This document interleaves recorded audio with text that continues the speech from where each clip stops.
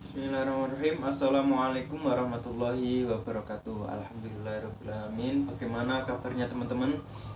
Oke, semoga tetap sehat ya. Tidak lupa saya aturkan yang pertama, salam hormat saya kepada Ibu Dr. Hajah Evi Mafiah MAG selaku dosen pengampu dalam mata kuliah GSI dalam jurusan PKMI. Nah, ini saya mewakili dari kelompok 11. Saya Eko Saputro dan anggota yang lain yaitu Desti Diah Priantini. Nah, ini akan membahas tentang evaluasi pembelajaran berbasis GSI dalam mewujudkan evaluasi yang adil dan objektif. Nah, yang pertama yang ingin dibahas adalah abstrak dalam artikel ini. Nah, dalam artikel ini mengkaji tentang evaluasi pembelajaran yang berbasis dengan GSI. GSI itu Gender Social Inklusi ya. Jadi terbuka terhadap adanya perbedaan gender dan sosial inklusi. Nah, baik di sini artikel ini mengkaji tentang evaluasi pembelajaran yang berbasis GSI dalam mewujudkan evaluasi yang adil dan objektif. Nah, ini artinya bahwa penulisan artikel ini bertujuan untuk mewujudkan suatu evaluasi yang adil dan objektif yang dilakukan oleh guru-guru yang ada di sekolah inklusi khususnya. Nah, dalam penelitian ini atau dalam jurnal ini saya menggunakan metode penelitian kualitatif library research, yaitu menggabungkan dari penelitian-penelitian terdahulu tentang apa yang mengkaji tentang evaluasi dan gender dan sosial inklusi ini dirangkum menjadi satu dan untuk nanti mendapatkan sebuah kesimpulan. Nah, yang menjadi tujuan tadi sudah disebutkan, begitu juga dengan metodenya. Sekarang ini hasil temuannya itu ya, jadi dalam menerapkan evaluasi pembelajaran berbasis GSI itu ada beberapa hal yang perlu dipertimbangkan atau dilaksanakan. Yang pertama itu adalah adanya penyesuaian alat evaluasinya. Terus ada lagi tentang akomodasi atau penyesuaian pelaksanaan evaluasi yang dilaksanakan pada sekolah inklusi tersebut agar sesuai dengan realita yang ada. Oke, langsung saja ya. Yang pertama yang perlu kita bahas adalah evaluasi. Evaluasi itu sendiri apa sih sebenarnya? Oke, bahasan yang pertama adalah pendahuluan. Nah, dalam pendahuluan ini memuat latar belakang. Mengapa sih saya menulis jurnal ini? Jadi jurnal ini atau artikel ini saya tulis bahwa terdapat kenyataan bahwa pendidikan itu sangat penting bagi kita semua. Nah, adanya pendidikan itu pastinya selalu harus ada proses evaluasi. Nah, evaluasi itu untuk mengetahui sejauh mana keberhasilan yang sudah kita lakukan atau keberhasilan yang usaha yang kita lakukan itu sudah sejauh mana, seperti itu. Nah, dari hal ini mengutip dari penelitian terdahulu yang dilakukan oleh Lilik Maktuhatin tahun 2014 dengan judul Evaluasi Pembelajaran Anak Berkebutuhan Khusus di Kelas Inklusif di SD Plus Darul Ulum Jombang. Nah, ini dalam kesimpulannya dapat menyimpulkan bahwa evaluasi pembelajaran yang dilaksanakan sudah cukup bagus karena guru sudah menerapkan dua metode dalam hal ini yang diteliti oleh Lili. Ini menggunakan metode dua, yaitu soal evaluasi yang disamakan dengan kelas reguler dan adanya portofolio yang mencatat tentang perkembangan siswa. Nah, berangkat dari ini, ini perlu adanya pengembangan lebih lanjut bahwa tidak banyak orang yang mengkaji tentang evaluasi pembelajaran di sekolah inklusi seperti itu. Nah, ini untuk mengkajinya perlu kita ketahui bahwa ini di dalam sekolah inklusi itu kan ada berbagai, tidak hanya laki-laki saja atau tidak hanya perempuan saja, dan tidak hanya anak normal saja atau tidak hanya anak yang difabel saja, tapi campur. Nah, dengan hal demikian maka evaluasi itu perlu dilakukan dengan adanya penyesuaian. Tidak bisa kita samaratakan bahwa kalau anak yang kurang atau difabel memiliki kekurangan itu disamakan dengan anak normal, itu tidak boleh. Maksudnya dalam artian kita harus menyamakan, tapi jangan sampai kita samakan terus nantinya memberatkan dari si difabel tersebut. Seperti itu. Maka untuk mengevaluasinya perlu adanya hal-hal khusus atau alat khusus atau cara khusus untuk mengevaluasinya, seperti itu.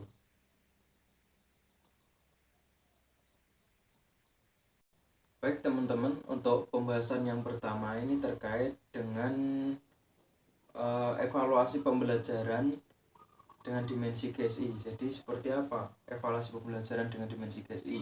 Yang perlu kita ketahui bahwa evaluasi pembelajaran itu merupakan suatu hal yang harus ditempuh untuk melihat keberhasilan pembelajaran yang sudah kita laksanakan ya. Nah, jadi itu intinya evaluasi itu seperti itu.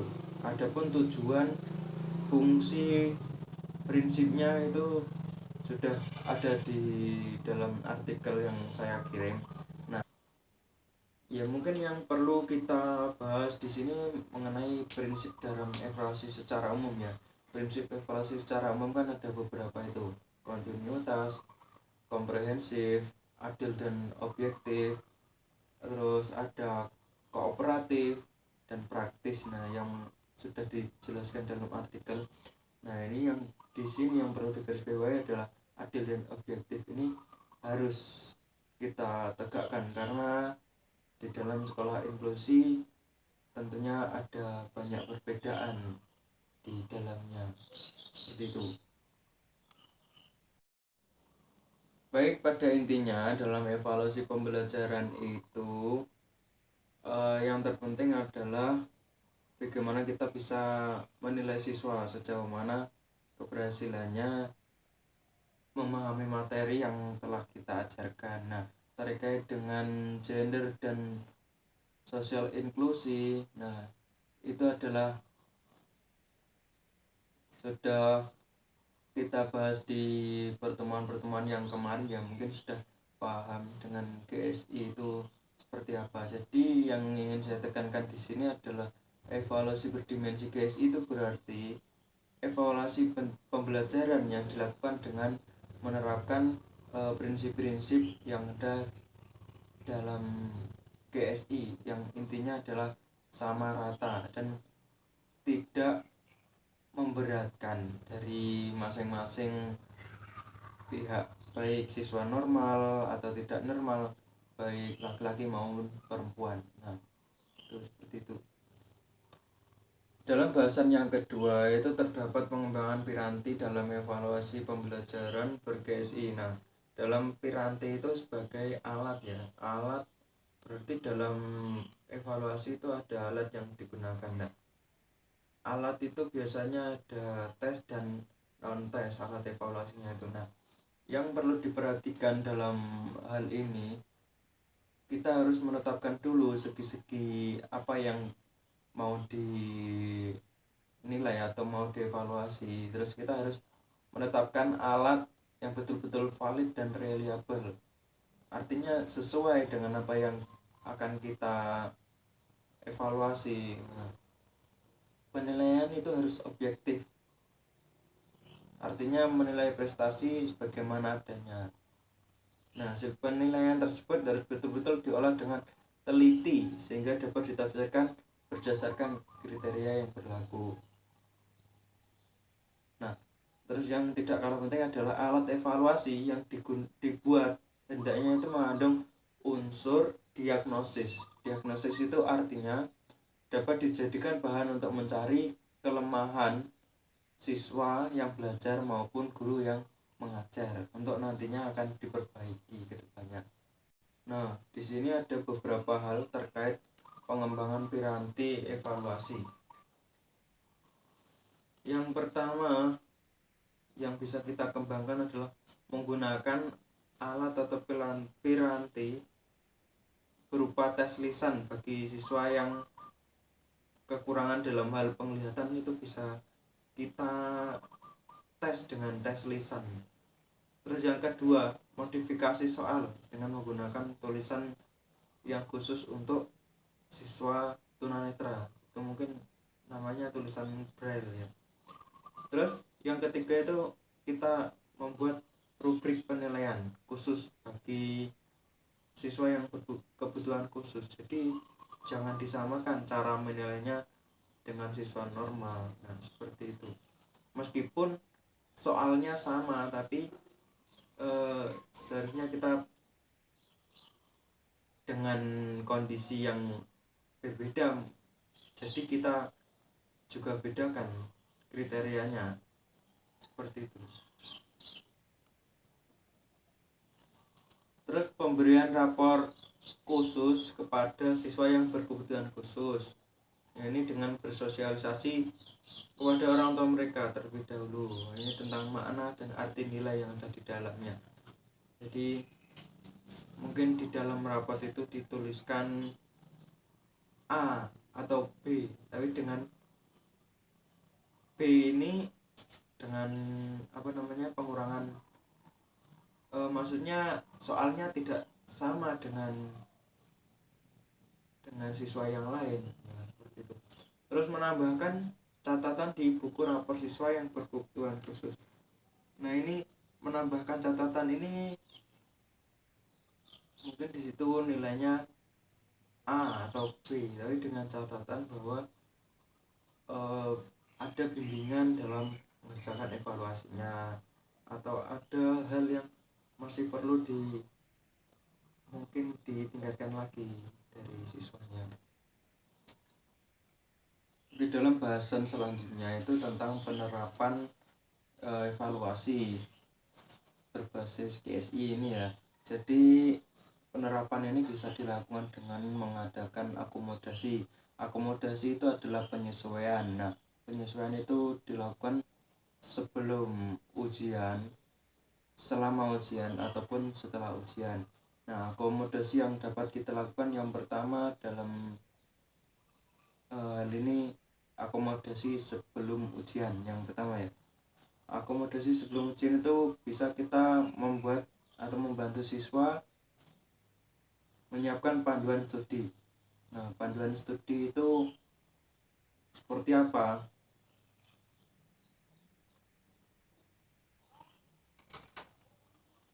Panduan studi itu panduan yang intinya nanti teksnya akan dilakukan seperti ini ya. Terus yang kedua, guru memberikan latihan ulangan atau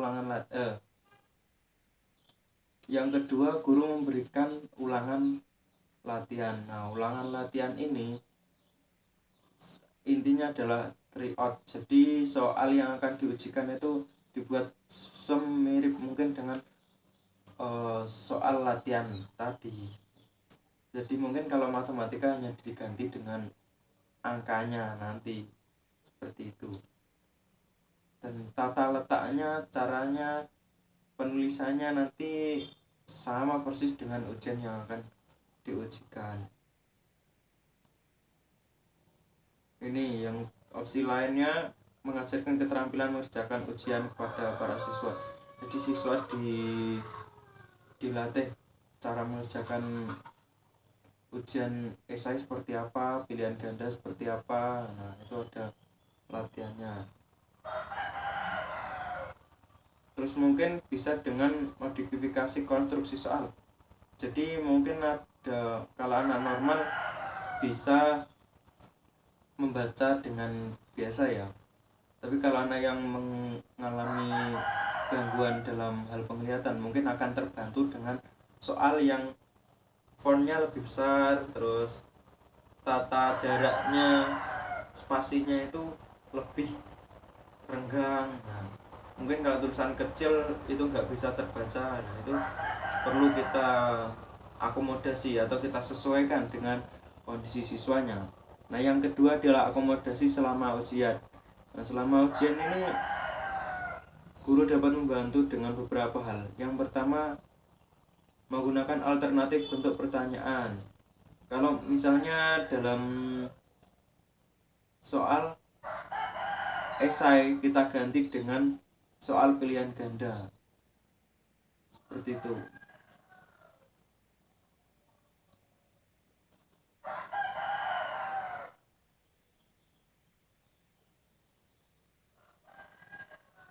Terus contoh lagi guru gini membimbing siswa yang mungkin ada kekurangan atau kelemahan itu dengan gini kalau ada titik-titik yang kosong, soal titik-titik kosong itu ya melengkapi jawaban itu mungkin sudah ada di situ A dan B, ayo jawabannya mana. Nah itu seperti itu, mungkin penerapannya seperti itu.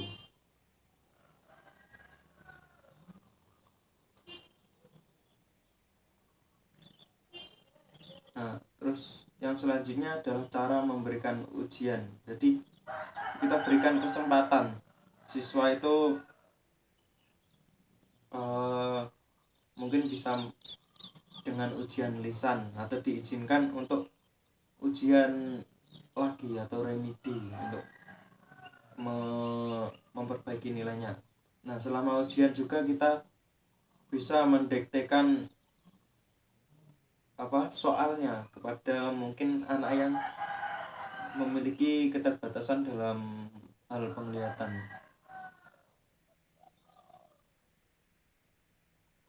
Terus yang selanjutnya adalah akomodasi setelah ujian. Guru mungkin bisa menggunakan prosedur alternatif untuk penetapan nilai ujian. Nah, yang sudah disebutkan tadi, nilainya itu perubahan nilai huruf dan angka dengan cara menambahkan keterangan atau simbol yang memberikan macam-macam nilai yang terpisah dapat membantu guru menerangkan arti nilai yang sesungguhnya.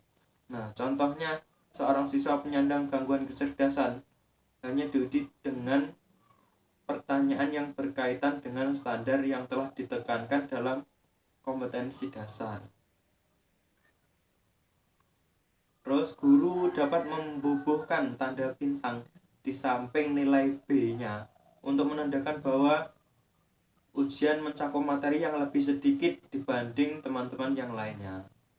Nah, seperti itu. Opsi yang kedua, mengubah kriteria penetapan nilai atau standar menjadi aturan atau standar yang menjadi aturan untuk menentukan nilai. Contohnya, guru dapat memberikan nilai B yang didasarkan pada jumlah pertanyaan yang lebih sedikit.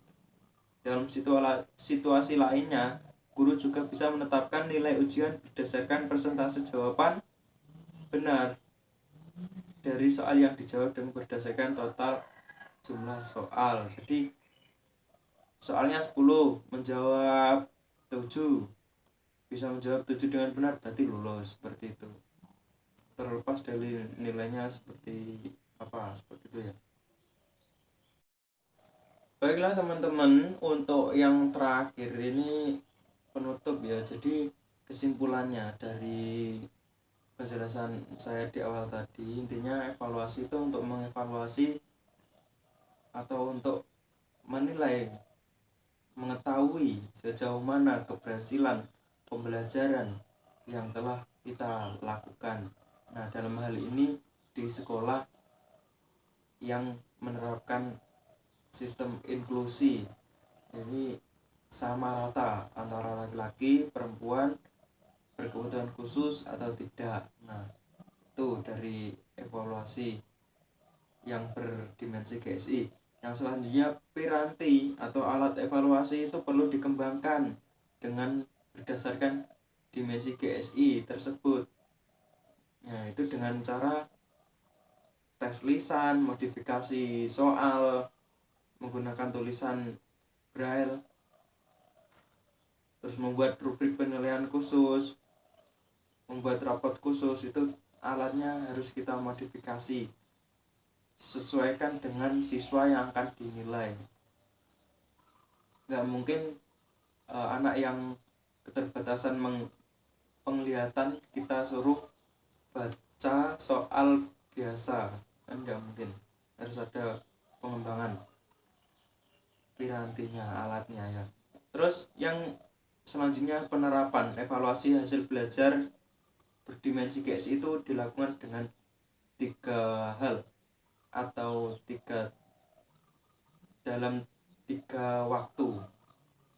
Yang pertama bisa dilakukan di sebelum melakukan evaluasi atau sebelum kita melakukan tes yang selanjutnya atau ujian. Yang kedua selama melakukan ujian, dan yang ketiga setelah dilaksanakannya ujian. Nah mungkin untuk lebih jelasnya bisa dibaca di dalam artikel yang sudah dikirimkan. Dan untuk pertanyaan mungkin bisa ditanyakan di kolom di Google Classroom ya. Untuk itu saya cukupkan sekian. Mohon maaf yang sebesar-besarnya, mungkin ada penjelasan saya yang masih banyak kekurangan, mungkin bahasa saya yang juga bulet termasuknya. Mohon maaf yang sebesar-besarnya. Oke teman-teman, terima kasih atas perhatiannya. Mungkin saya cukupkan sekian. Terima kasih atas perhatiannya. Wallahu muwaffiq ila aqwamit thoriq. Assalamualaikum warahmatullahi wabarakatuh.